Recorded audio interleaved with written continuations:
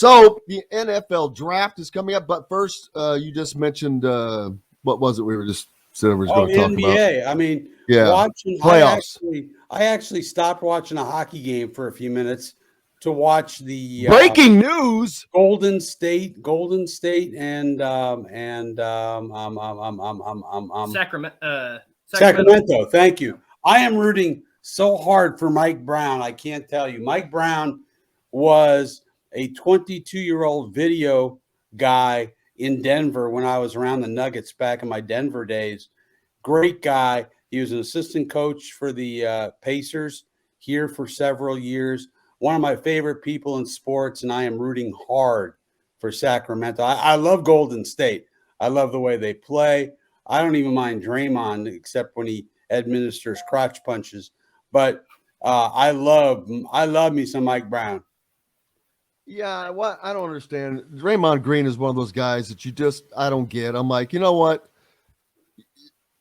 It takes everything. I just don't look at him as a good player just because of all the crap. I know that, but there's so much focus on all the crap. He's like Grayson Allen. Grayson Allen. No, I was going to make the same comparison as Bob. It's Dennis Rodman, and when he retires, you're going to look back and say, "Man, what a great career he had." Great career. Maybe even a Hall of Fame career. Yeah, I agree with that. And man, speaking of the NBA playoffs, is there a player who, to me, that seems to be a more drastically improved player than Jimmy Butler from the regular season to the playoffs? Oh, it's unbelievable. He's Jimmy good all the time. He's good all the time, but in the playoffs, he hits another level that it's like watching LeBron and Michael Jordan at the same time. I don't know what it is. Well, that was one of the great things about Reggie Miller is that, Reggie always turned it up in the playoffs. Most guys, their numbers go down in the postseason because it's a little more defensive oriented, or at least it used to be. But Reggie's numbers always went up. And that's Jimmy Butler, man. That's amazing to me. Milwaukee was my pick to win the NBA title, and I still feel like they have a chance, but they're down 3-1 now. That's getting a little dicey. That's going up against the edge. The NFL draft. No big deal. No big deal. Get a quarterback. Be right or be gone. I think it's so much. There's so much chatter about Stroud. Does that anything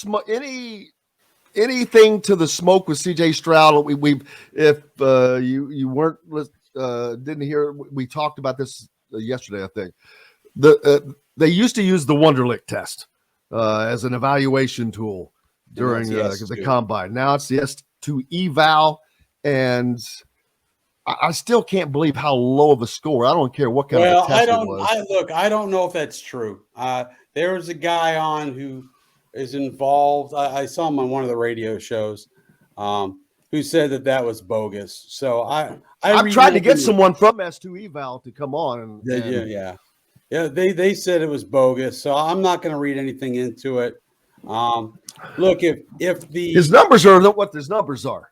Yeah, his number. Yeah, I mean he clearly processed well enough to be a terrific quarterback at Ohio State. Here's what I think is going to happen. If there's fire with all this smoke, Houston will pass up a quarterback, go for best player available, and that'll make Stroud available to the Colts. I think they would go in that direction. If Stroud goes to Houston, I honestly think it's going to be Will Levis. But it's just a guess on my part. I mean, I don't have any insight. I'm going with Richardson. Well, I mean, he's interesting, but he's not going to play for you for a year or even two. You think Stroud would play immediately? I think almost immediately. Yeah. What about Levis? Yeah, Levis. Levis, I think, might take a little time, but I think it'll be one of those situations where Minshew gets the start and, on opening day, and then as the season wears on, then they'll probably, and they're going to lose. Then you get the rookie in there. I think that would be the case for Levis. Richardson may not play at all his rookie year. You don't know. I mean, these guys could come in and figure it out real quick and really surprise you.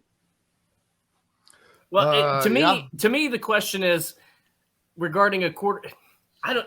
Sometimes you have to find that balance. Like, you don't want to kill a kid's confidence because you have an offensive line that is god awful.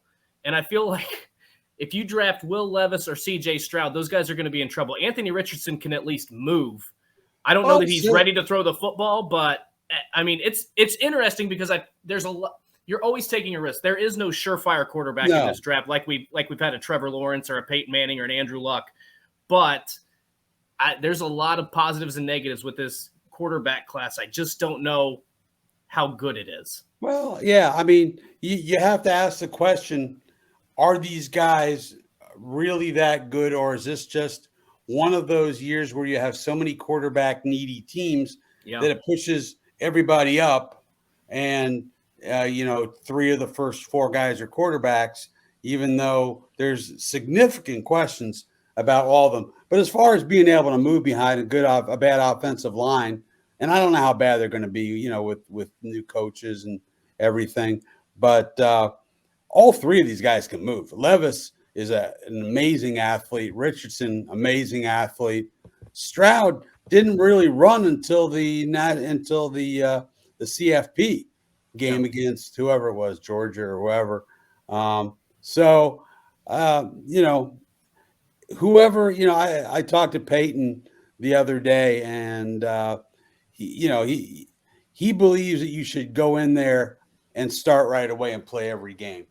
But everybody's different. I mean, Peyton was a different cat. I mean, Peyton knew the offense as well, if not better than Bruce Arians and Tom Moore, because they all. And that's coming from a guy who went through the fire in his early 28 years. interceptions his rookie year. That is the record for most interceptions thrown by a rookie. And by the way, my story on the 25th anniversary hopefully will be coming out tomorrow in The Athletic, and you'll definitely want to read it. I feel confident saying that.